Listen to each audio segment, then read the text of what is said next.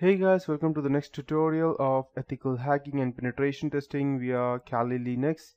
So in the previous tutorial I taught you how we could actually go ahead and get into any random websites if they're vulnerable to SQL injection. And we did that through SQL mapping. So what we did in the previous tutorials were we first found a vulnerable website through Google Doc or via other methods, and then we did some initial checks to confirm whether the website is vulnerable to SQL injection or not. Then I provided you some different examples of what the errors would look like and how they would run exactly. And I finally taught you SQL mapping to go ahead and gather the username and password. So we have the username, but the password won't be the same as we thought. So once you go ahead and gather the website, the SQL query would return one entry, and it would be that this is how it would look like on your Kali system. That just ignore these specific S over here. It's how Kali Linux goes ahead and prints out everything. So once it has retrieved, this is what it's showing as the password. It is analyzing table dump for possible password hashes through SQLW website. So we have one entry for the table user info. This is the user password. But the username is user X as I taught you previously. But we are almost there. We even got the password, but this does not look like the password. We can go ahead and extract the password from target columns of table, target table of secret database through SQL map injection. You probably know how we could go ahead and get that rather now because I taught that in the previous tutorial. But hang on, this password looks funny because this cannot be someone's password, especially someone who leaves their website vulnerable just like that. They cannot have a strong password like that, and trust me guys, this is an extremely strong password if you have this. So that's exactly right. This is a hash password. That means the password is encrypted, and now we need to go ahead and decrypt it. So I have covered on how to decrypt passwords previously, or cracking MD5 using the hashcat and other stuff, PHP, PHPBB, MySQL and SHA1 passwords with hashcat on Kali Linux previously. If you have missed that, then you're missing a lot, because if you have not seen those previous tutorials of mine, then you probably won't have that much idea as to what I'm talking about now. But if you have seen that, I will cover it. If you have seen or not, I will surely go ahead and cover it out for you. And but you should really learn how to go ahead and use the hashcat. So cracking the password is not that difficult. The hashed password over here is 24IYBC17X KOE or 0, whatever it is. So how do you know what type of hash is that? That's the first thing. So the first thing that we need to do in cracking the password would be to go ahead and identify the hash type. Luckily, Kali Linux provides a nice tool, and we can use that tool to identify which type of hash this is. In command line, in the command prompt, that's the terminal for Kali Linux, we can simply go ahead and prompt paste the hash value. So as soon as you go ahead and paste this specific value in the terminal, this will go ahead and show you exactly what it is. This is a DES Unix hash.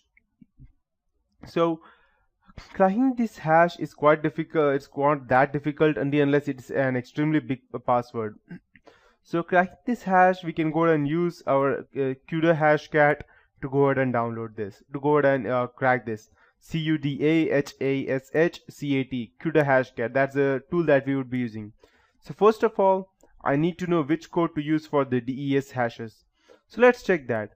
So in order for us to do that, we need to type CUDA hashcat, that's CUDAHASHCAT --help, and I'll just go ahead and type it out to you and I'll show you. So the password would be something like, I'll just go ahead and increase the perfect.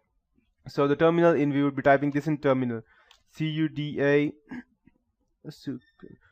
CUDA hash cat and --help, and then this specific thing or bar, whatever it is called, grep DES.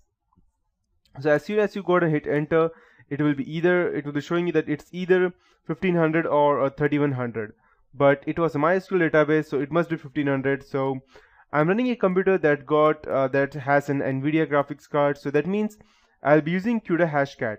On my laptop, I have got an AMD ATI graphics card, so I'll be using the OCL Hashcat on my laptop. If you're on VirtualBox or VMware, neither will work. You must install Kali in either a persistent USB or in a hard disk to go ahead and actually crack these things, because a graphic card cracks much faster and in a much better way. If you have an AMD, you can use OCL Hashcat. If you have NVIDIA, you can go ahead and use CUDA Hashcat. So I've saved the hash value over here in DS hash file. So the command that I would be running to go ahead and crack our own hash would be CUDA Hashcat -m, and since it is a 1500, I'll just type 1500. Since it is in MySQL, -a space 0 and space /root /sql /des period hash, that is the place where our hash would be, and space /root /sql /rocku period txt. And if you are wondering what rocku is, that means that you have not seen my previous tutorial in which I have told you that rocku is specifically designed for Kali Linux Rainbow table that has n number of, or more than even 14 lakh specific passwords or text that can go ahead and help you crack your password. It's a kind of brute force type of stuff. So the interesting thing over here is that usually Hashcat was unable to determine the code for DS hash, and it's not in the help menu. However, both CUDA Hashcat and OCL Hashcat found and cracked the key. So if you have gone through this, if you successfully cracked, then it's good for you. If you have not, then I'll let you know that the password is abcd@123. So not ABCD, it's ABC123. That is the password. So that's the reason it is such an easy password. So that's 24IYBC that I have taught you. So now we have the password for this user, and that's how we can go ahead and crack specific stuffs. So the conclusion for this is that there are many other ways to get into a database or obtain other users' information. You should be able to go ahead and practice these techniques on your websites that you have permission to, and not on any specific thing else. So yeah, that would be it for this tutorial, and that would be the end of SQL injection technique, or how we could go in SQL map. But there are many other SQL tools that are still available in Kali Linux that could go ahead and help you inject different kinds of queries into the database to not only get the user access. Let's say, for example, you got this user access username and password, you went into the database and you gathered all the information that you wanted, and you came back out.